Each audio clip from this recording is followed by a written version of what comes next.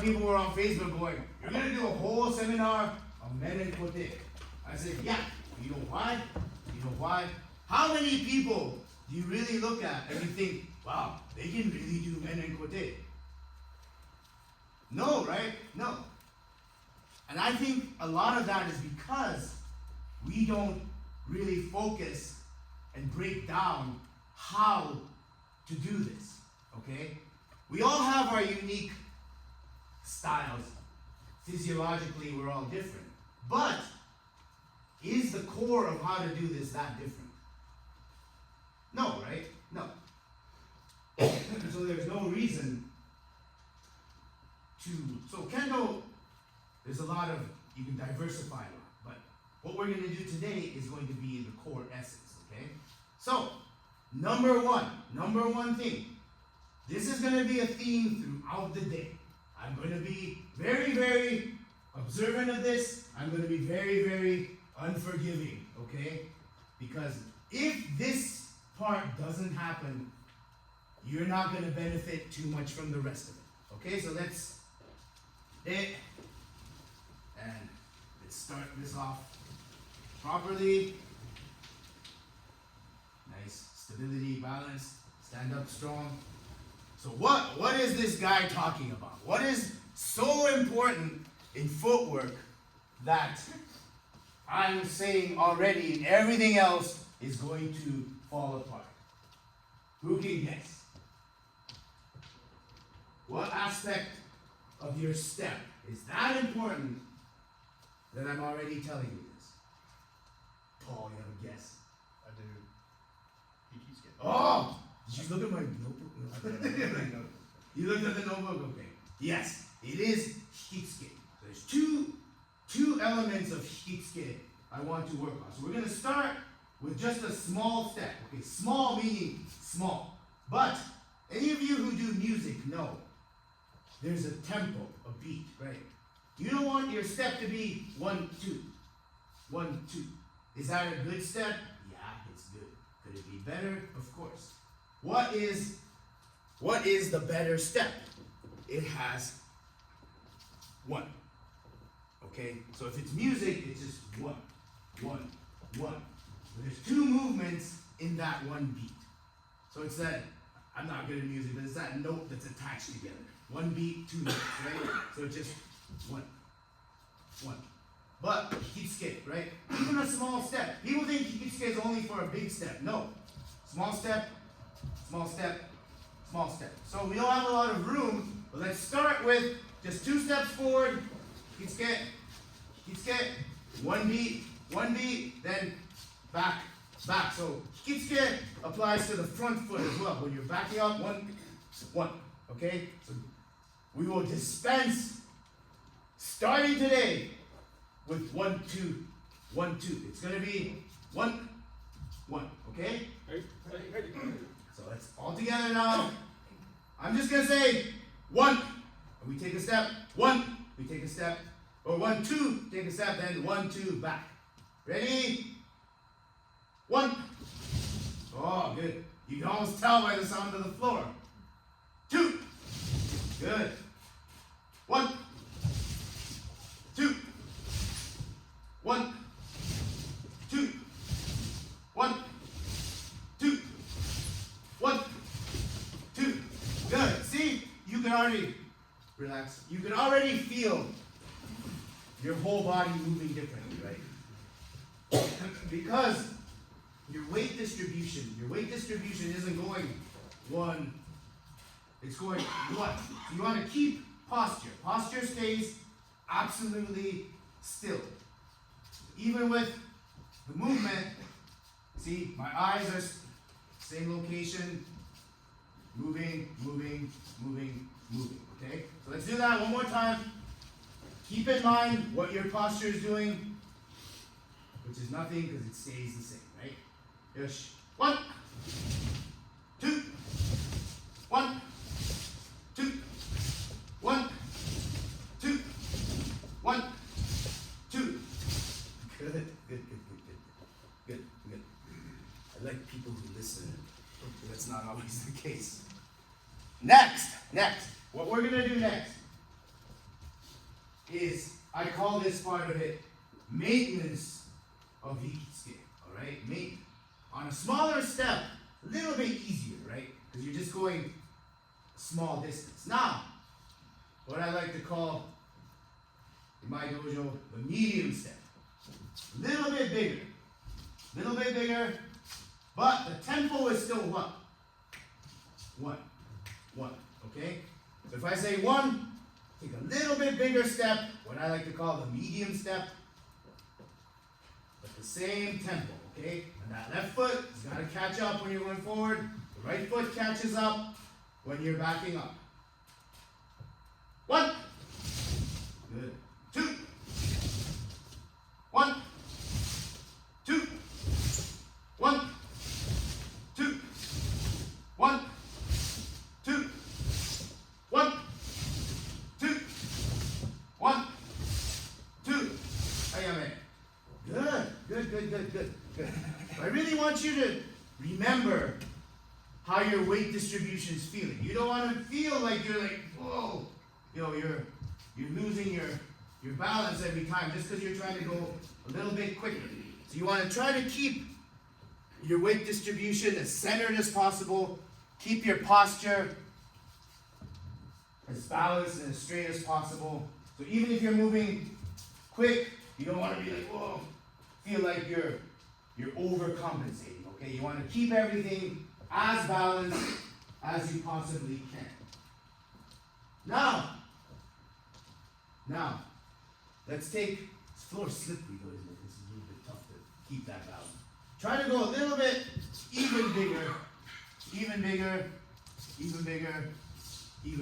okay? I call it slightly over medium. We're not talking about eggs, but what remains the same? Beat, right? Yes. 1, 2, 1, 2, 1, 2, 1, 2, 1, 2, 1, 2. Good. So this sets up the whole base, the whole theme for today, okay? Everything that we do revolves around this concept. And if already you give that statement some thought, I know I do. Sometimes when you hit men, your left foot drags, doesn't it? Your left foot drags, and you're like, man, if only I could get the rest of my body underneath me when I strike. I know you're thinking. If you're not, then I guess it's good. But you want to get that left foot with you all the time. That's going to be, like I said, the central theme of what we're doing today. Having said that, what's theme number 2? Theme number 2, to do Men Kote. I love the crowd participation. What do you think the second thing I'm going to be really trying to accomplish today is? Teroji. The actual act of striking with your hands. Why do I say that? By years of observance, there's been a lot of just people hitting boom, like this, right? Is it effective? One can argue it is. But is striking like this more effective? I think so. How do we make that a habit?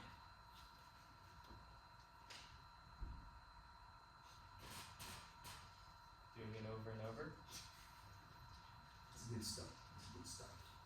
What we're gonna do, I think this is a little silly. You might think this is a little silly. But let's dispense with that for now. Let's put our shinai over. I'm gonna show you something. Some of you watch my videos on YouTube, you've already seen this. But, I don't know, this is not a religious thing, but if you pray, right, you pray.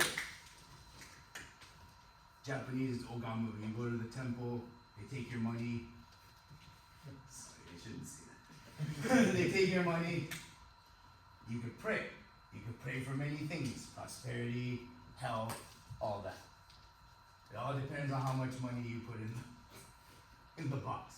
So, when you pray, are you all stiff? I hope not. I'm not. Nice and relaxed, right? Nice and relaxed. You're not praying like, ah. So, I ask a lot of people, how come your kamaya is like that? Your kamaya should almost be like, right? Nice and relaxed. So you're praying. Your armpits are what? Closed. Your armpits are closed.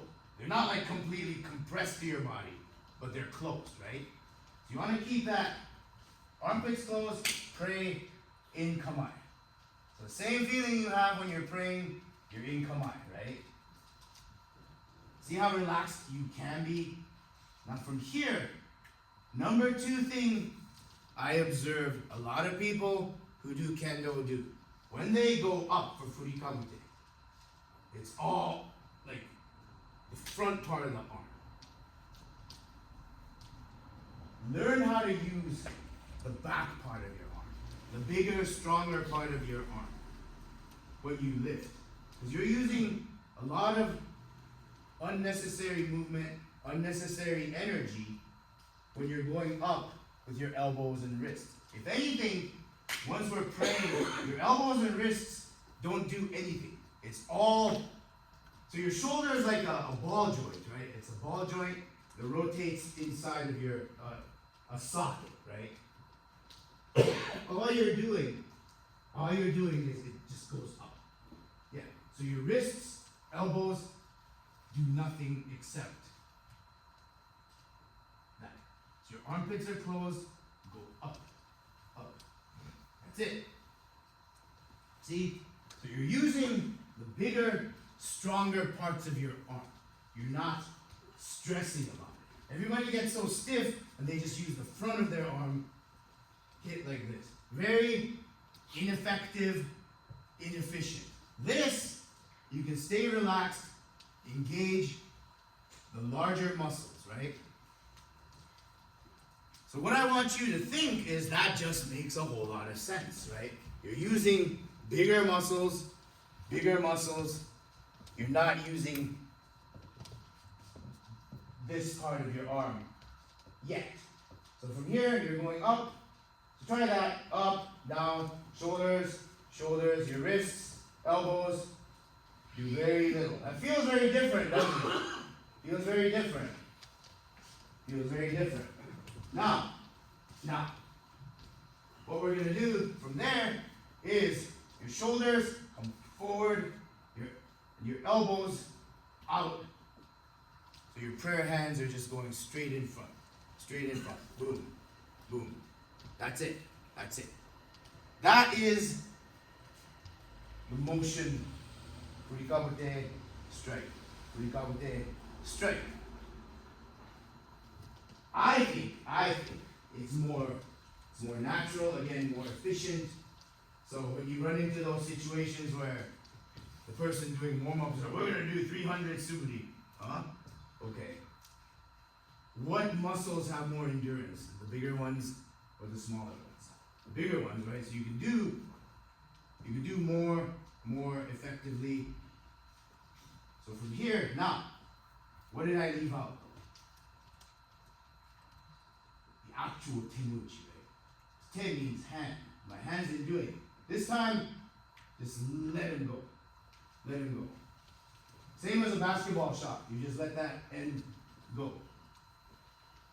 See? Go to the point that your hands just drop. They just drop. Shoulders, boom, drop. Or if you play soccer, the throw in, just drop. Same thing. Stay relaxed the whole time. Use the big muscles. Relax the whole time. Okay? Now. I'm accelerating this a little bit because we do have a time constraint. Now, prayer in your hands. Think of it. Now you're in actual kamae. Left back. Same thing, right? Shoulders up, and then flick those wrists. Just flick them out forward. So from here, rotate up, flick those wrists up. Also pay attention, look where the hand positions are. Are they like this? No, they're like, this is how you would naturally grip the shinai, right? You're gripping it, thumbs in front, palms down onto the shinai. So this prayer position is actually also naturally into the proper grip. See, so this is how you'd be gripping anyway. So shoulders, elbows, wrists. So only shoulders, elbows, wrists. How does that feel?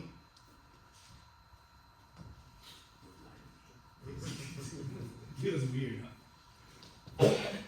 But I have worked on this a lot during my life. I think it's helped me a lot to be able to, again, stay relaxed, as if stay relaxed, shoulders up, the hands drop. The hands drop. A lot of you run into issues because your hands stay where? I like to call them hammer grip or hammer hands. It's like actually when you drive a nail in, if you hold it like a shinai, it's easier. It's easier. So now let's pick our shinai back up. See if this actually works. Let's see if this actually works. So we're just gonna take what I just referred to earlier as the medium step. And right now you feel like what? You're praying. You're praying. And then your shoulders rotate up, and take the medium step forward with the hikitsuke. Don't forget about it. And then flick forward. Oh, good. So medium step back to kamae. Good. Nice and relaxed. Remember, you're praying. Shoulders up, and then just flick. Nice. Back. One more time. Shoulders up and flick. Good. Remember, let those wrists just drop. Don't have any tension in those wrists. Let them just drop forward. Good. Any questions or so far? Good, because there should not. So we'll move on. This is going exceptionally well. You guys are looking good. I'm always excited when expectations are exceeded. I don't know if that makes you guys happy too. It makes me happy. So now that we've established shoulders, I learned this next phase of this from two separate All Japan champions, two separate high-level police officers. One was Chikamoto sensei, one was Uchimura sensei. They both said, they're both from different precincts, but they both said the same thing. And I'm not just saying this because two high-level people in Japan said this. To me, it just makes a lot of sense.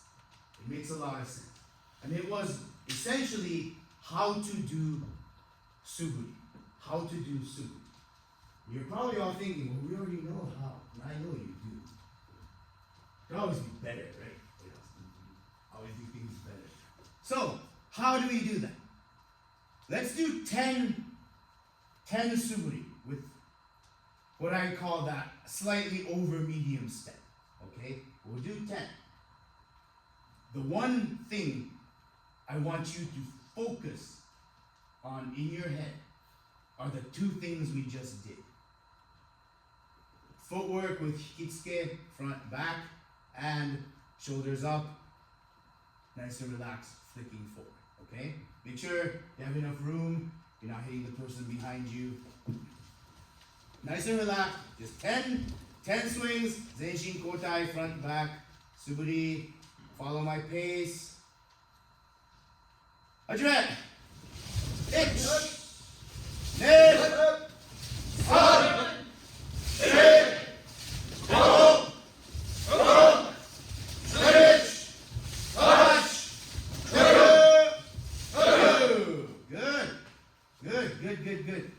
Good. Suburi, some different schools of thought, right? There's different schools of thought. Some people think, oh, you should do 1,000. Do 1,000. That's fine if you can. I'm not against that. But don't do 1,000 of them poorly, right? When you repeat something poorly, what happens? You pick up some very bad habits. Not only do you pick up bad habits, you reinforce them, right? Because you just did it poorly 1,000 times. You just built muscle memory for a bad habit. Waste of time. It's an epic waste of time, right? You don't want to do that. I would rather see us do less but higher quality suburi, especially today. Now, let's add to this. Now we're going to add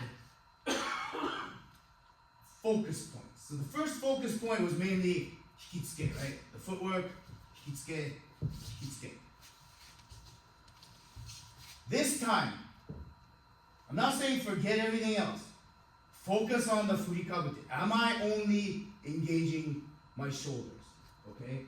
Am I only engaging my shoulders? And today's the day I stop doing this. You make that commitment. I did, and it's paid off greatly. So you stop doing that. So it's going to be up, shoulders, okay? Up and shoulder. We're going to do 10 more. Focus on what? Hikitsuke, 2, shoulders, yes. Alright, follow my pace. Hajime! 1, 2, 3, 4, 5, 6, 7, 8,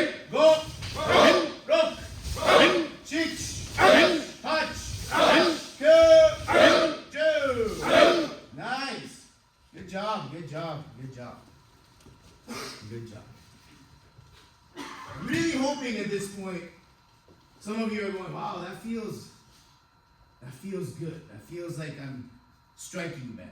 At least I hope so. But the day's still young. Still a lot more things we're going to do. Number three. This question, I feel, doesn't get asked enough, and it doesn't get answered enough.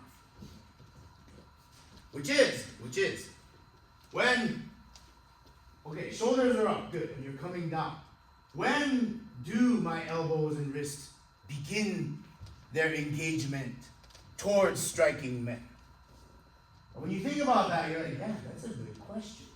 When exactly does that happen in the breakdown of a swing? And some people are like, well, it's something organic, it should just happen. No, there should be some logic to it. The logic actually is, as your shoulders are coming down, when your left hand aligns with this part of you, your mouth and your chin, is when the engagement forward begins. Okay? So your shoulders are up. As you're coming down, you've reached the area in front of your mouth and chin. That's when that tenouchi flick happens. What that does is it provides you with something very important in Suburi, which is consistency, right? You want all 10 of your swings to be of a certain quality and it's repeatable. You don't want 10 random swings. So, what we're gonna do, we're gonna add to what we've been doing. Hikitsuke, shoulder engagement, and now what? You begin the descent towards the men once your left hand reaches this part of your face. Strike, 10 more. 10 more. Adjust, H. Net. Stop. Shake. Go. Rock. Shake. Punch. Go. Adjust. Good. Good. What makes me happy is that this is progressively looking better.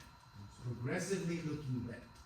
Because I think a lot of times, and this happens to me too, I'm speaking from experience. When somebody teaches you something, it's overwhelming, right? You have to do 6 or 7 things at once. I struggle with that. I don't know, some people may not, but I do. And that's why I think this way of doing things is good sometimes. You just focus on one thing, and then you just layer. You keep layering on top. And again, every time I've done this, and I watch a group of people like yourself, it's like the progressive improvement is great to see. It's great to see. So we added the engagement of that left hand. Now, what we add, the next element, the fourth element that we add is, okay, the engagement has begun once you're in front of the chin and the mouth. Where's the destination of the left hand? Where it's positioned also contributes to what? Your consistency, right? If it's sometimes low, sometimes high, you are not consistent. What you want to achieve is where that left hand ends up. So ideally, you want to end up where the men, you've probably heard it before, strikes an opponent somewhere around your height, right? So I like to tell people that it's probably in front of the pretty part of your do or your sternum is where it ends up. But wherever that might be to strike a proper men, and you don't want to be, you want to be below shoulder level. You have to be consistent. So every swing, you end up same, okay? That's the goal. So you engage from that same spot, and you end up in the same spot. So that's now the fourth layer of what we're doing. What was the first layer? Oh, getting responses now. Good. What was the second thing? Shoulder engagement, yes. Third? Left wrist. In front of the face, check up. And what did I just add? Destination. Yes. We're getting somewhere. I'm getting happier. Good. So let's do that. Let's do 10 more. Let's focus on all 4 layers. Address H. Ne. Song. Check. Go. Rock. Shake. Punch. Go.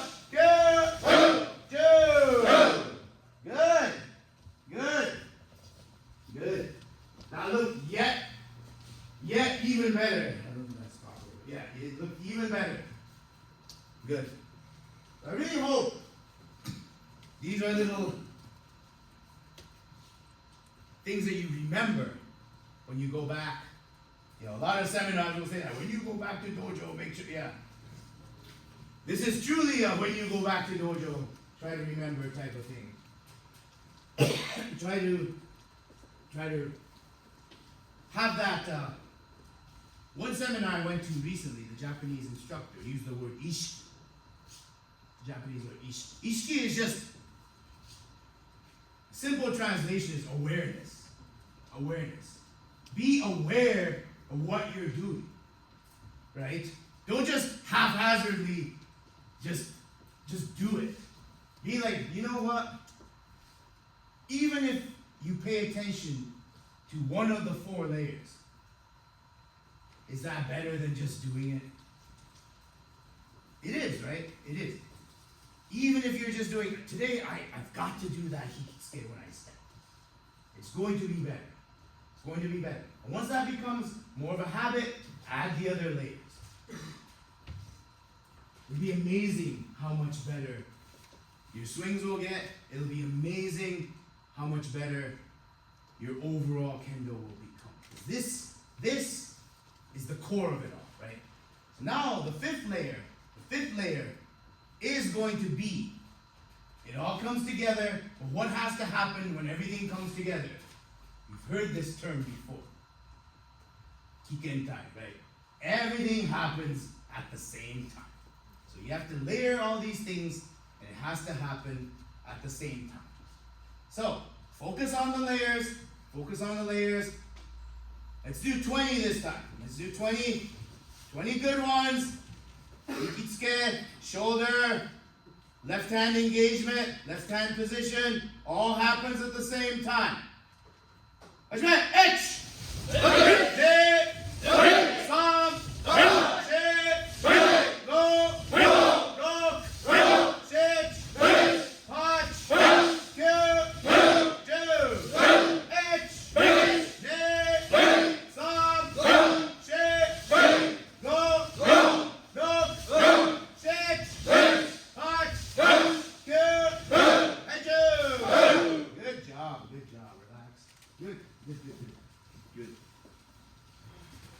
How'd that feel? Good. I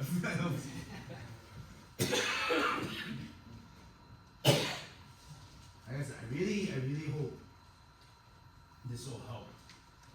But the biggest thing, again, a lot of people, you're stepping too slow on Suburi, too slow, and you're using too much the front part of your arm. If you teach yourself to have that ishiki awareness, are my feet moving one beat, one beat, one beat, one beat? And am I using the big part of my arm? I assure you, things will get better pretty quickly. Even once you put bogo, it will get better. Because, well, you'll see as we progress throughout the day that these things do matter. It's the core of basic kendo, okay?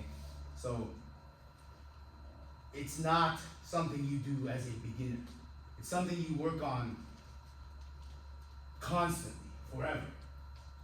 Because it can slip, right? If you don't have that awareness, it can slip. It can slip. So I'm gonna add a 6th layer to it. 6th layer. This time, kikentai, louder. Let's do 20. Everything has the mentality that you're scoring ippon, okay? You're scoring ippon. So let's do 20. Sorry, we're not doing 300. We're doing 20 super high quality Men Suburi. Ready? Aja, H!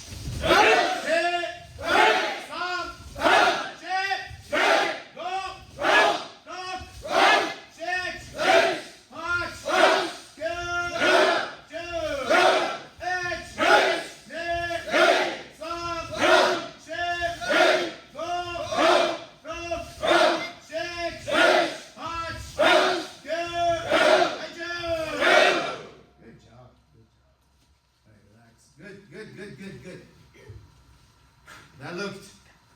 That looked good. Good. Is that clock correct?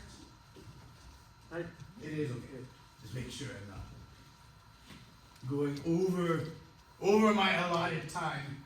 I think we're doing pretty good on my schedule. Oh.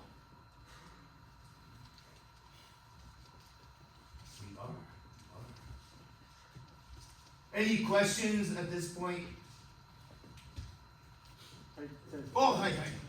Okay, so how about the right hand? When do you actually catch 1002? Oh, that's a good question. It's a good question.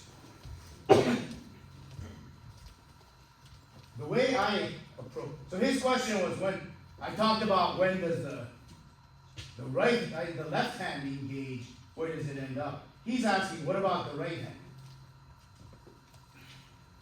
I've heard some versions of it. The way I explain it is when you're left, it's almost simultaneous. Simultaneous. The reason I use the left as the baseline is because a lot of us use almost too much right. So the focus kind of goes to the left. So the right is really doing the same thing. So the true answer is when the left reaches this point, they both engage. Right. They both engage. Because when people say you have to use more left hand or you have to use too much right hand, is that true? I don't. I think there has to be a balance, because if you use too much of one side, you've lost your balance, right? So the reality is when your left reaches this point, the right is also doing the same thing. It's simultaneous. It's simultaneous. Because you can't just have one side doing one thing and the other is just disengaged. Disengaged. You want to have that one just from here, swing. Yeah. Anybody else have anything? My explanations were that good.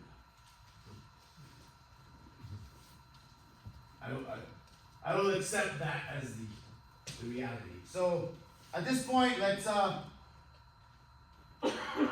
recess, go get a drink, whatever you need to do. Let's line up with our men. We're gonna go to the next step. So everybody, come right there. Tokyo. Osame to. One